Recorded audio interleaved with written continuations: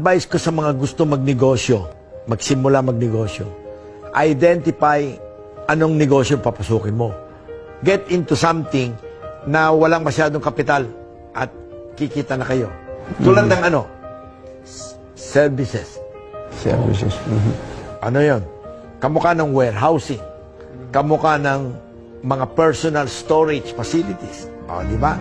O, kung gusto niyo naman magtayo ng mga food-related, yung mga parang portable cart, na dadalhin lamang yung cart, doon bubuhatin lang, ibaba doon, yun na. Imbis na nagtatayo pa kayo ng kung ano-anong konkreto, kung ano-ano. Pag nalugi at yung lugar na hindi na-click, hindi mo na malilipat.